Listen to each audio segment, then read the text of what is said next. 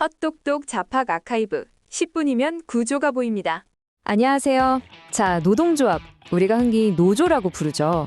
이 단어를 들으면 어떤 이미지가 가장 먼저 떠오르시나요?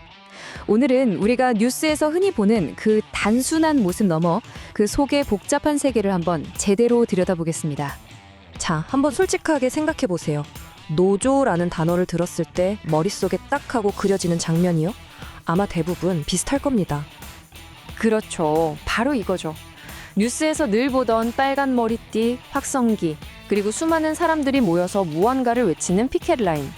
마치 노조의 존재 이유가 싸움 그 자체인 것처럼 보이는 그런 아주 격렬한 모습들일 거예요. 네, 그런데 말이죠. 만약 우리가 지금까지 봐온 그 모든 장면들이 사실은 긴 영화의 딱 10초짜리 가장 자극적인 하이라이트 영상에 불과했다면 어떨까요? 오늘은 바로 그 영상 밖으로 한번 나가보려고 합니다. 노조의 보이지 않는 세계로 말이죠. 자, 이제 이야기의 첫 번째 층으로 한번 들어가 보죠. 노조를요, 어떤 투쟁 조직이 아니라 회사 안에 숨어있는 또 하나의 행정팀이라는 관점으로 바라보는 겁니다. 좀 생소하죠? 이 표가 모든 걸 보여줍니다. 우리가 미디어를 통해서 보는 아주 극적인 모습과 실제 노조 활동의 대부분을 차지하는 이 조용한 행정 업무 사이에는 정말 어마어마한 차이가 있습니다. 사실 노조는요, 싸우는 시간보다 서류와 씨름하고 회의하는데 훨씬 더 많은 시간을 씁니다. 노조의 핵심 업무는 크게 이 두 가지로 나눌 수 있어요.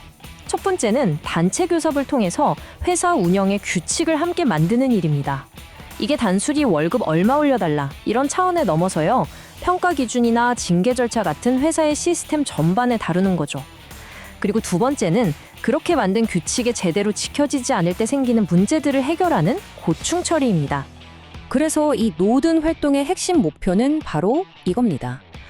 좋은 상사를 만나면 회사가 천국 같고 나쁜 상사를 만나면 지옥이 되는 그런 운의 모든 걸 맡기는 직장 생활이 아니라 누가 오던 간에 예측 가능하고 공정한 시스템, 즉 규칙에 의해서 운영되는 일터를 만들자는 거죠. 여기서 정말 흥미로운 역설이 하나 발생합니다. 뭐냐면요. 노조가 고충 처리를 잘해서 어떤 문제가 조용히 해결되잖아요. 그럼 그건 아무도 몰라요. 즉, 성공은 눈에 보이지 않는 거죠. 그런데 문제 해결이 실패해서 갈등이 빵 터져 나온다? 그건 바로 대형 뉴스가 됩니다. 이러니 대중들이 갖는 노조에 대한 인식이 왜곡될 수밖에 없는 거예요. 자, 그럼 이제 다음 층으로 넘어가 보죠. 이런 생각 한 번쯤 해보셨을 거예요. 아니, 하루 종일 노조 일만 하는 사람들은 대체 누구고 그 월급은 다 어디서 나오는 거지? 하는 아주 현실적인 질문. 그 답을 한번 찾아보겠습니다. 바로 이 전임자 또는 상근 간부라는 역할이 종종 오해의 중심에 서게 됩니다. 생각해보세요. 복잡한 교섭이나 법률 문제, 또 수많은 조합원들의 민원 처리 같은 일들은요, 퇴근하고 나서 부업처럼 할 수 있는 일이 절대 아니거든요. 그래서 이런 전담 인력이 필요하게 되는 거죠. 그럼 이분들의 활동 자금은 어디서 나올까요? 크게 두 군데입니다. 하나는 조합원들이 십시일반 내는 조합비고요. 다른 하나는 법으로 보장된 타임오프라는 제도입니다. 회사가 노조 활동 시간을 유급근무로 인정해 주는 거죠. 그러니까 전임자는 회사 돈으로 월급 받으면서 편하게 논다라는 식의 비판은 실제 구조와는 조금 다를 수 있다는 겁니다. 바로 이 지점에서 전임자를 바라보는 시선이 아주 극명하게 갈립니다. 한쪽에서는 조합원을 대신해서 복잡한 싸움을 해주는 필요한 전문가로 보고요. 다른 한쪽에서는 현장은 잊어버리고 노조 활동 자체를 직업으로 삼는 특권층으로 보기도 하죠. 한 노조의 신뢰도는 대부분 이 지점에서 결정된다고 해도 과언이 아닙니다. 자, 그럼 여기서 한 걸음 더 크게 물러나서 한번 보죠. 도대체 왜 이렇게 노조에 대한 이미지가 단순하고 또 종종 부정적으로 굳어졌을까? 그 구조적인 이유들을 한번 살펴보겠습니다. 바로 6개의 렌즈를 통해서 말이죠. 이 6개의 렌즈가 우리의 시각을 만듭니다. 예를 들어 미디어는 당연히 조용한 합의보다는 시끄러운 갈등을 뉴스로 다루겠죠. 그리고 내가 겪은 안 좋은 경험 하나가 노조 전체에 대한 나쁜 기억으로 남기도 하고요. 또 회사와 노조는 각자 자기에게 유리한 프레임으로 여론전을 펼치기도 합니다.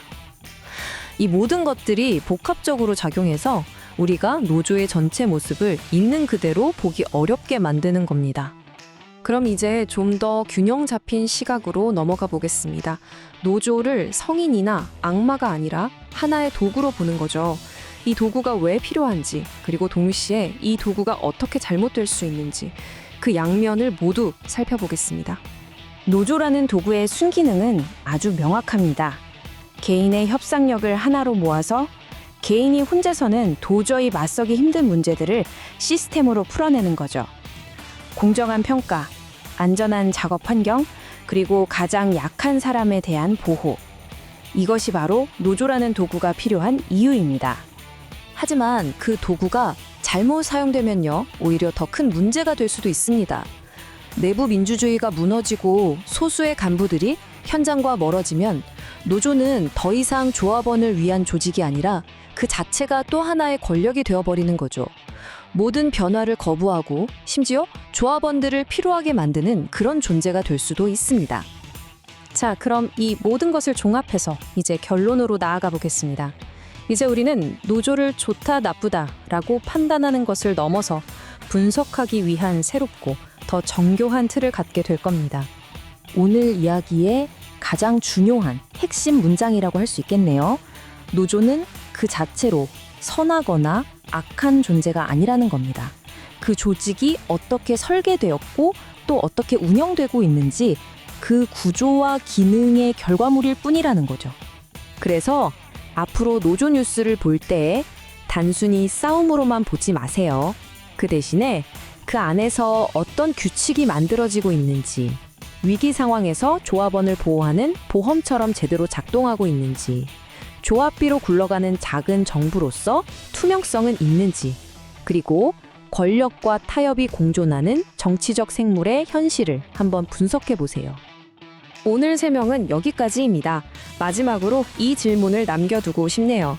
이제 여러분은 단순히 뉴스 헤드라인 너머를 볼 수 있는 새로운 렌즈를 가지게 되셨습니다. 보이는 현상 뒤에 숨겨진 구조를 읽어내는 것, 그것이야말로 세상을 더 깊이 이해하는 첫걸음이 될 겁니다.